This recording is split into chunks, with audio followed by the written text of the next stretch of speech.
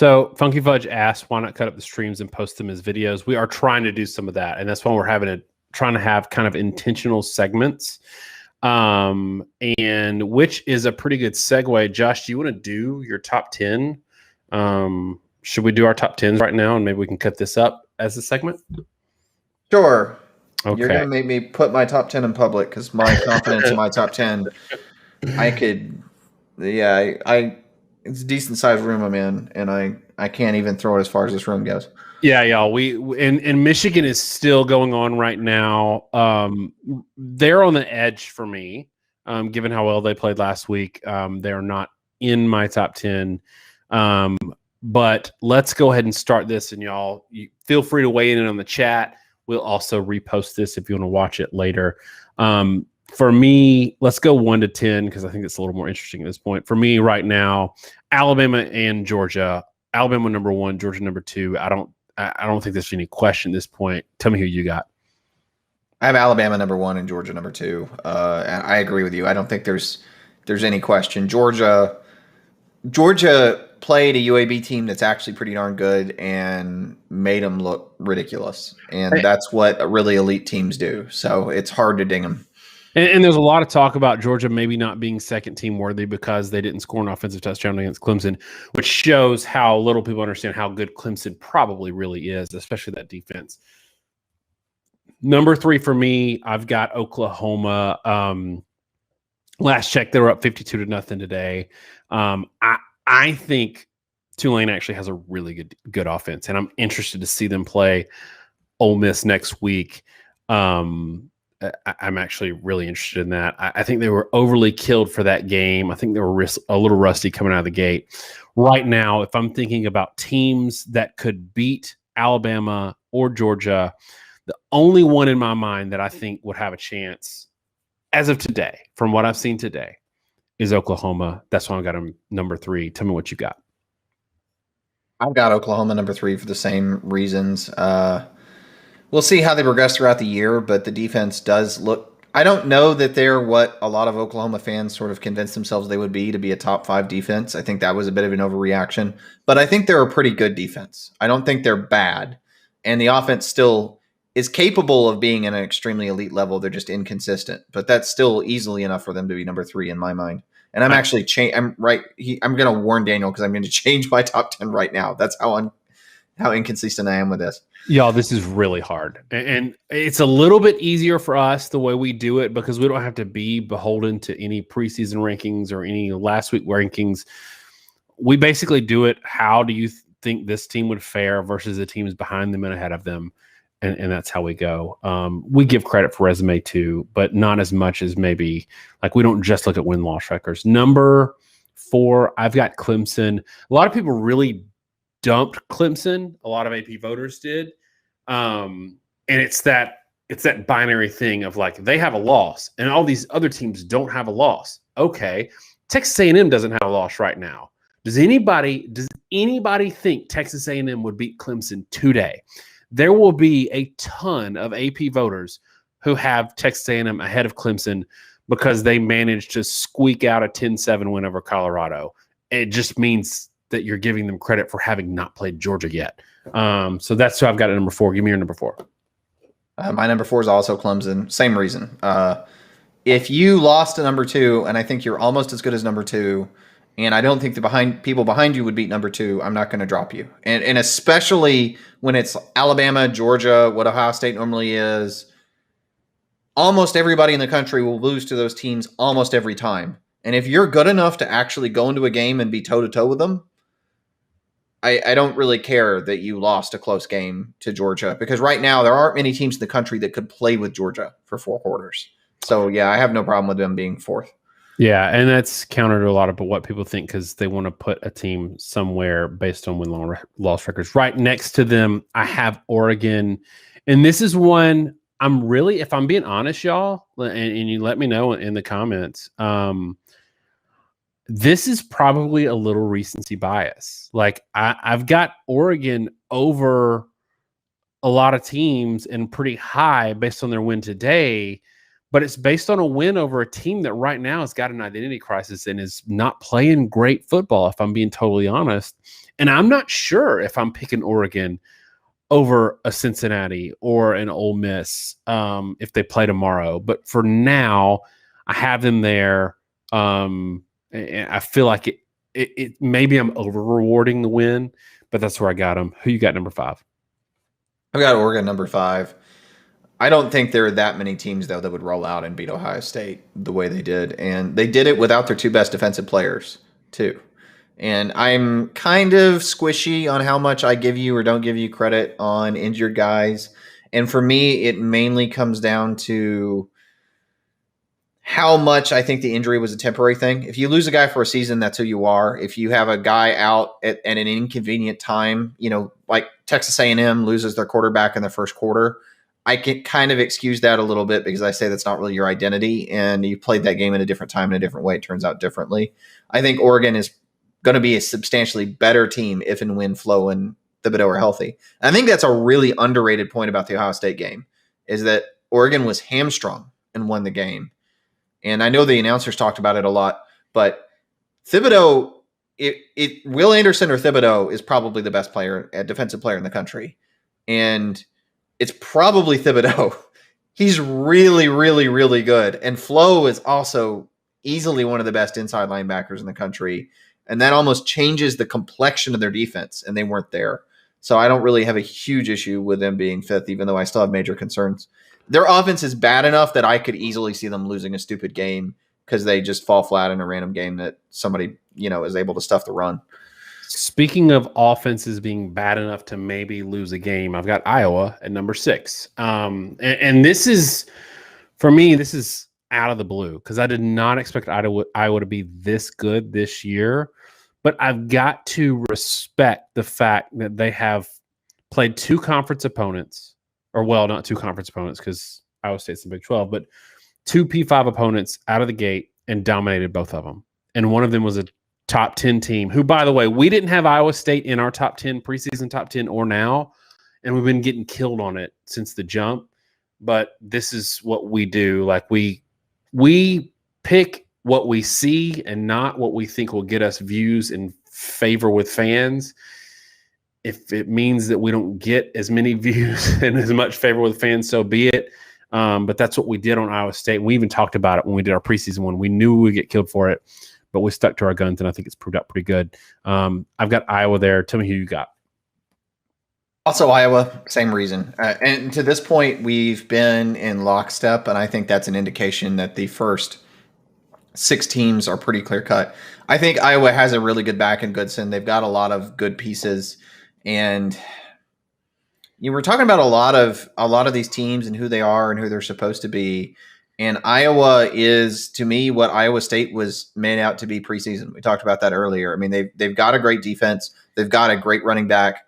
Breece Hall might be better than Goodson, but the surrounding cast at Iowa seems better built, and they're just better line play, better play in general. Iowa is what Iowa State was hyped to be, I think. And I don't know if that offense is good enough, though, when the defenses have off nights, offenses have off nights. But if your offense can't consistently score a lot of points, you can lose a lot of games if you're a run game traditional offense, because you do kind of get in a slump and you just won't score. And you can lose to somebody stupid in a game where you outgain them. Breece Hall, 5 seconds on this. Breece Hall, true or false, has the same problem as Bijan Robinson. He's basically on the same team, right? Yeah, there's probably a lot of truth to that. All right, next up, I've got UCLA. We picked UCLA to beat LSU, took a lot of heat for it. But we thought some good about UCLA, and 2, some bad about LSU. But I think UCLA looked pretty good. They had a physical game against LSU, or they were physical against LSU. I still think that I've got some concerns with them at quarterback, but for now, based on, and this is where I am with my top 10, and I got them at 7. Everybody else is stubbing their toe or has major flaws. So, I mean, it's really hard to put teams here, but that's where I've got them, and I imagine I'll have to shuffle it a lot throughout the year. This is where we start to diverge. And Finally. yeah, I think 7th and on is really hard, guys. There are about a dozen teams I considered for. I don't know. Were you in the same boat? Like there were really about 12 teams I Yeah. considered for 7 to 10. Um, and my problem with UCLA is, like I said, LSU does this a lot. I watched the first half of LSU McNeese State. I'm sure many people didn't. I had for most of the day I had 5 games going in my basement at once. So I watch, and I'm flipping channels on the ones I'm watching. I watch a lot of football at one time. I really don't know that UCLA's opening win wasn't more about LSU, and with UCLA being off this week, it's hard to judge them. I'm not bought into that train yet, and especially given the fact that DTR has not been a consistent passer by any means, I think they're going to slip up. My 7th is Ohio State, and it's just, frankly, I am not impressed with them coming off that last game. I don't know who else I would put ahead of them, though. There's nobody else in the country that I think would consistently beat Ohio State. I don't know that there's anyone else in the country I would think consistently beat Oregon right now. Now it's going to depend a lot on where Oregon goes from here and where Ohio State goes from here, because I don't quite know how to judge Oregon, but I think they're better than we gave them credit for. That's kind of where my brain's at. I had Oregon high preseason. I felt like Oregon was a team on the rise for a while, which has irritated our poor Washington friends for a while, but I think it is what it is.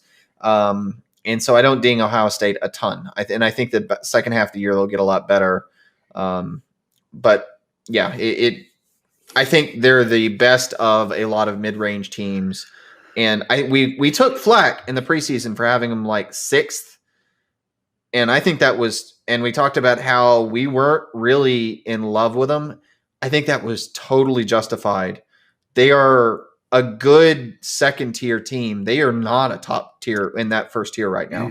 Yeah, Ohio State fans have been giving us the business all year, and we have done really well with Ohio State fans, and it would behoove our channel to just be very conciliatory to them and to say a lot of great things about them. But again, just in terms of our DNA and being truthful to what we see, we've had concerns with this defense for years. And, like this week, Josh pointed out in our preview for Oregon, he's like, okay, we think Ohio State's probably going to win this game, but here's some stuff we saw from Stroud that we mentioned you were going to see in week 1, and you saw it. You killed us before week 1 because we said we were going to see it. We saw it.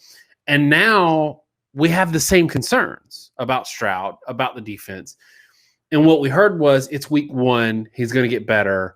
But we saw a lot of the same stuff. And at this point, you are who you are. And I don't have them in my top 10 right now. I know you said that they'll get better throughout the year, and I absolutely think they will. At the end of the year, I probably got them in my top 10. But right now, here's my problem. I don't love Minnesota, especially with what we saw today. That's new data. I don't love Minnesota at all. And they were in that game for 3 quarters. And now I like Oregon. I do. But do I like them enough to see a depleted Oregon on defense go out and beat Ohio State on the road and think that Ohio State is only a couple of spots away from Oregon? Probably not. Okay, next up for me is Cincinnati, and this is a team that we probably don't give enough love to. I think it was like 14-7 at the half today against Murray State, or maybe it was tied up, something like that. They ended up blowing them out.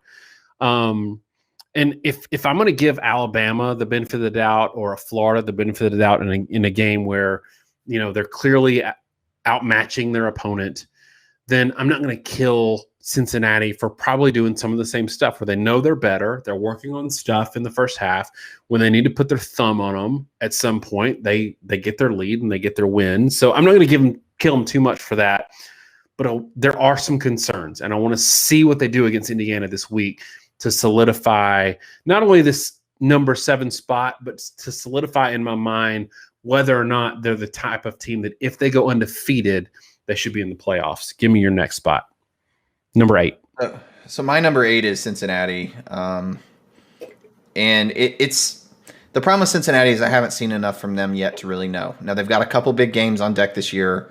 We'll see how they do, like when they play Indiana and the rest of the teams on their schedule. We'll see how Cincinnati does when they go up and they have these marquee games. And if they're a real team. My problem with Cincinnati is those teams aren't quite what they were made out to be, right? Back-to-back games, Indiana, week off, play at Notre Dame, sounded like an elite set of schedules. Notre Dame is not in my top 10. I'm probably not in your top 10 based off our discussions. I don't know if I'm going to be able to tell as much about Cincinnati as I want to, but what I can tell you is playing Murray State and Miami of Ohio. Miami, it doesn't tell me much. Now, they beat Miami of Ohio 49-14, and Minnesota just beat Miami of Ohio by 5. That's meaningful data, given what little we have in the season. Transitive property isn't a real deal. I get that. It doesn't really work ever in college football. But when you have just a couple data points, you have to take what you can get. And they totally outclassed Miami of Ohio, where Minnesota looked really even with them. So that says a lot. And I'm going to backtrack just for a second. And you mentioned like kind of saying maybe I'm being too beneficial to Ohio State. And I think that maybe is true. I talked a lot. That Oregon game was really interesting to me because one of Ohio State's early touchdowns, Oregon was playing cover 0. They were daring Stroud to throw the ball. And I know Stroud has a good stat line, but it was the same thing I saw and talked about in the Minnesota game. Teams are taking away the run as much as possible, and they are giving up chunk plays to Stroud and just saying, can you do it enough to win? I just don't think many teams can do that on a consistent basis. And when you talk about like Cincinnati versus Ohio State and playing Oregon, there are things when you're Cincinnati you can do because another team can't ever really take away everything you're good at without totally breaking. When you're Ohio State playing in Oregon, Oregon can defend you in cover 0 and not give up a touchdown every other play. And that's the difference is, there were some big scores from Stroud and his stat line looks good and I can be critical, but Oregon is good enough to kind of keep it in check. And when they blew coverage, Stroud took advantage. A lot of other teams are going to blow coverage every play when they play Wilson and Olave. And so that's the problem with Cincinnati versus Ohio State. That's why I have Cincinnati behind Ohio State, even though they've been more dominant, even though they killed a team that played close with Minnesota, yada, yada, yada. I just think Ohio State, if those two teams played or they played a similar schedule, Cincinnati would struggle with a lot of the teams Ohio State's playing. All right, we got to get through this. It's going to be so long that YouTube won't recommend it when we repost it. I'll give you my 9 and 10. I got Penn State at number 9, and we'll see when they play Auburn if they're the number 9 team in the country or better. They get Auburn at home, and I think they should win that comfortably for me to feel confident about them being a top 10 team, which I think they can. We'll see. I do like their defense. And then I've got Ole Miss at number 10, and that is just a complete crapshoot right now. Like, I don't know who to put there, y'all. I don't know what Ole Miss is going to be. I know that they don't have a defense. But who else are you going to put there, right? Like Notre Dame, who had literally needed a come-from-behind win with 1:09 left on the clock to beat Toledo. And Toledo might be a good G5, but they're still Toledo, right? So that's who I've got at number 10. Josh, give me your 9 and 10 because I'm lost at this point. Yeah, I'm lost at this point too. I put Florida and Ole Miss, and I was lost. I won't say I just put down teams, but my rationale was I think Florida's pretty good. I think they're going to lean a lot on the quarterback run play. That team is going to look a lot more like Mississippi State, I think, than people realize. It's not going to look like last year's Florida team. It's going to look like I'm expecting like Nick Fitzgerald, Mississippi State, but a little more speed. That's where they're going to be at. And Ole Miss, Louisville's offense literally couldn't have scored on air in that opener. They were atrocious. And they just played Austin Peay. I have no idea how good Ole Miss actually is, but I know last year they couldn't stop anyone at any point for any reason. And this year they seem at times competent, and their front seems decently good. So that's enough for me to put them 10. And especially given how good the offense is at Ole Miss, I think Ole Miss and Oklahoma are interesting, right? Because Ole Miss and Oklahoma are kind of mirror images We've discussed that. But yeah, that's it for me in the top 10. And if you want to tell me I'm really a complete idiot outside my top 6, I'll buy any argument you want to make. Yeah, me too. I don't feel like we know remotely enough. I think we have some really bad misconceptions about these teams that need to be shaken out. Well, and this is the last thing I'll say on top 10 before I get back into the chat. It's the thing where like somebody predicts something way out of the blue that is not founded by any kind of data, and then it comes to fruition, and they're like, "See, I told you I was right." No, you picked your team to win, right? They were a 3-touchdown underdog, and you just pick them to win every week, and you come back when you're right and not when you're wrong. People who are saying they definitely know what a top 10 should look like at this point, or definitely know that Oregon's better than Clemson, you don't, right? You don't know at this point. We know Alabama's good. We know Georgia's good. Everything else is up in the air.